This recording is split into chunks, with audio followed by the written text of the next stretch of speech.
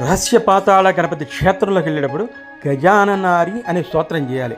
Gajanana plus సరి అరే అంటే శత్రువు, గజానన అంటే ఏనభంగి లేనటువంటి గణపతి అంటే శత్రువులు నశించాడు అనే స్తోత్రం చేస్తూ వెళ్ళాలి లోపలికి. మనం మై యూట్యూబ్ ఛానల్ వీరభద్రరావు మామూలు ప్రెజెంట్స్. Like, share, subscribe.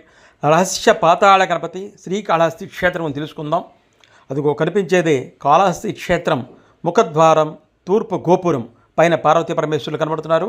ఇది పాతాళ గణపతి లోపలికి వెళ్ళేటువంటి దారి. చూడండి, ఇద్దరు వైట్ షర్ట్లు వేసుకున్న మధ్యలో దారి కనబడుతుంది. ఇక్కడ కూర్చుని లోపలికి వెళ్ళాలి. ఇప్పుడు ఈ చరిత్రను తెలుసుకుందాం. ఆంధ్రప్రదేశ్లోని తిరుపతికి 50 కిలోమీటర్ల దూరంలో శ్రీకాళహస్తీశ్వర క్షేత్రం ఉంది. ఈ క్షేత్రము వాయులింగ క్షేత్రంగా ప్రసిద్ధి పొందింది. దూర్జటి శ్రీకాళహస్తి శతకంలో ఈ క్షేత్రం గురించి చెప్పారు. అలాగే శ్రీనాథుడు హరవిలాసం అనే గ్రంథంలో కూడా చెప్పబడింది. ఏమిటి క్షేత్రం యొక్క ప్రత్యేకత అంటే, అగస్త్య మహర్షి ఈ వాయులింగాన్ని దర్శించాలని వచ్చినప్పుడు ఇక్కడ పక్కన ఒక జీవనది ఉంటే బాగుంటుంది అని చెప్పి ఆయన అనుకున్నారట. శివుణ్ణి ఈయన ప్రార్థిస్తే జీవనది వచ్చింది. కానీ దాంట్లో నీరు మాత్రం చాలా తక్కువగా ఉందిట, నీళ్ళు పాయి మాత్రంగా ఉందిట. వెంటనే దీనికి కారణం ఏంటి అని చెప్పి తెలుసుకుంటే వెంటనే మన గణపతిని ప్రార్థించలేదు అని చెప్పని గణపతిని ప్రార్థించారట. అప్పుడు గణపతి పాతాళంలో ప్రత్యక్షమయ్యారట. అంచేతే రహస్య పాతాళ గణపతి పైనుంచి కిందకి 40 అడుగుల లోపుకి కిందకు ఉంటారు ఆయన స్వామి. అలాగే ఈ పంచభూత వాయులింగాల్లో ఈ వాయులింగం ఎదురుగా చుట్టూ ఉన్న దీపాలన్నీ గాలికి రెపరెపలాడుతూ ఉంటాయి. కానీ వాయులింగం ముందుగా ఉన్నటువంటి ఆ దీపం మాత్రము ఎప్పుడు నిశ్చలంగా ఉంటుంది.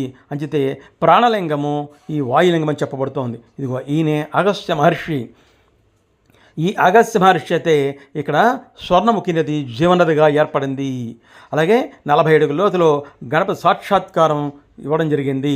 అంచేత రహస్య పాతాళ గణపతి ముఖద్వారం నుంచి లోపలికి వెళ్తుంటే ఎడవ పక్కన మనకి ఇది కనబడుతుంది.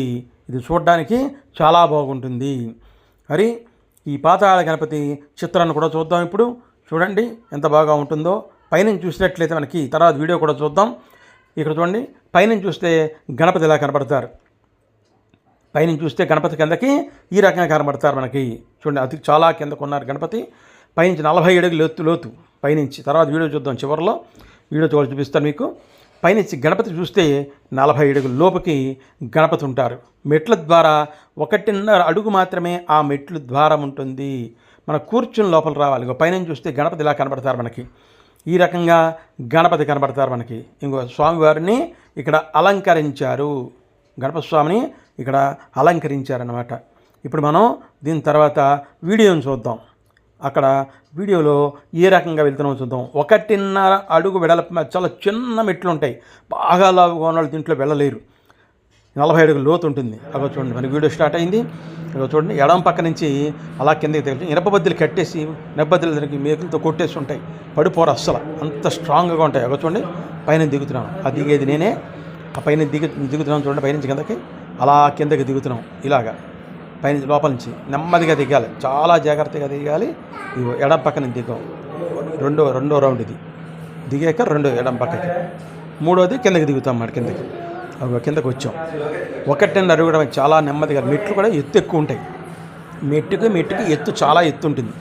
చాలా ఎత్తుగా మెట్లు ఉంటాయి. నెమ్మదిగా ఇవ్వ గణపతి స్వామి కనపడతారు చూడండి.